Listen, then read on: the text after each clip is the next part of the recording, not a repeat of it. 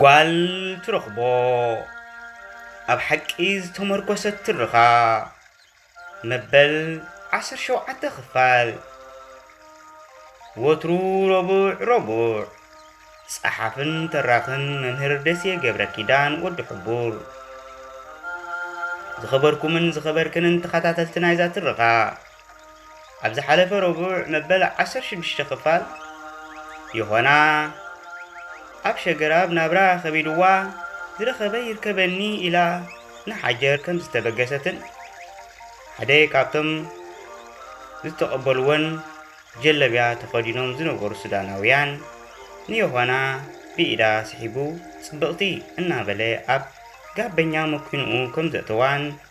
ሓንቲ ካብተን ምስ በዓል ዮሐና ትጓዓዝ ዝነበረት ጓል ኣንስተይቲ بعرب እናተዛረበት ግደፋ ሓብተያ ከም ዝበሎቶን ንዮሐና ኸኣ ንዕቲ ነብስኺ ይውደሊኪ ከም ዝበለታ በኣንስታዊ ኣዘራርባን መኪንኦም እናወንጨፉ መገዶም ሓፂሮም ኣብ ሓጀር ከም ዝበፅሑን ኣብ ጽሒአ ገዲፈኩም ነይረ ሎሚ ድሮ ረቡዕ ኣኺሉ ኸኣ መበል 17 ክፋል ትቕጽል እቶም ኣብ ሓጀር ዝጸንሑ ሰንሰርቲ ከኣ ተቐቢሎም ነቶም ኣወዳት ናቶም ተኸዚኖም ዝነበሩ ሓወስዎም እተን ኣዋልድ ከኣ ኣብቲ ካንሸሎ ኮፍ በልወን ብዘካ ዮሐና ኩለን እተን ምስኣ ዝነበራ ኣዋልድ ቀልጢፈን ከፍ ኢለን ንጽባሒቱ ንኻርቱም ክኸዳ ምዃንን ተኣማሚነን ነበራ ዮሐና ግን በይና ዝን ኢላ ነቶም ብሓኻኪን ነብሶም ተባላሽዮም ንዝዋር ስኢኖም ኣብ ቅድሚ እቲ ሰብ ተኸዚኖምሉ ዝነበሩ ገዛውቲ ኮፍ ዝበሉ ብዙሓት ሰባት ምስ ረኣየት ብስንባደ ልባ ክትነፍር ደለየት ከምዚላ ዮሐና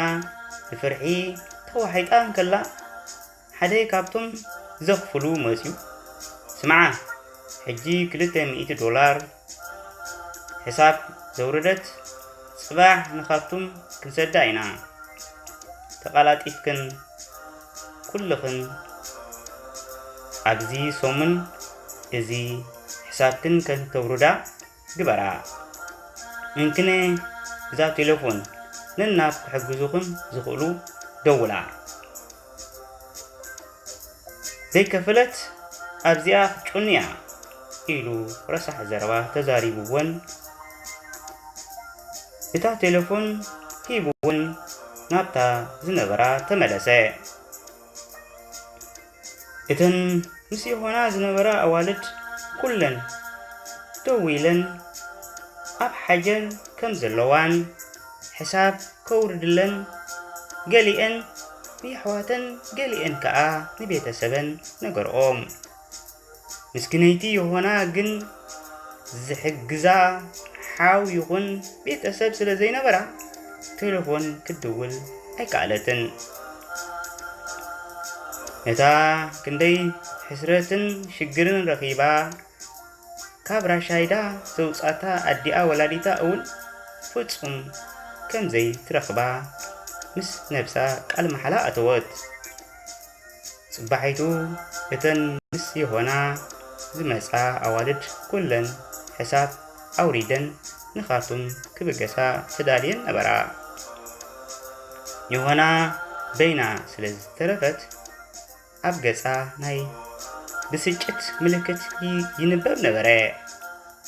እቲ ዘኽፍል ዝነበረ ከኣ ዮሐና እንታይ ኮንኪ ሕሳብ ዘይውረድኪ ኢሉ ሓተታ ዮሐና ከኣ ዋላ ሓደ ክሕግዘኒ ዝኽእል ሰብ የብለይን ኢላ ንብዓት ስዒርዋ ብክልተ ኣዒንታ ንብዓት ጃሕጃሕ ኣበለት እቲ ወዲ ሽዑ እስኺ ትመስሊ ጽብቕቲ ቆልዓስ ዝኸፍለልኪ ጽንቂ ኢሉ ካብተን ኣዋልድ ፈልዩ ንበይና ናብታ ዝድቅሰላ ገዛ ወሰዳ ዝኸበርኩምን ዝኸበርክንን ተኸታተልቲ ናይዛ ትረኻ መበል 17 ክፋል ነዚ ትመስል ኣብዚ እውን ትውድእ መበል 18 ክፋል ኣብ ዝመጽእ ረቡዕ ሒዘልኩም ክሳብ ዝቐርብ ከም ትልሙድ ሕቶ ኮመንት ሸር ሰብስክራይብ ካባኹም ክጽበአ ንሎሚ ኣብዚ ክገድፈኩም ቻው ሰናይ ሰሰናዩ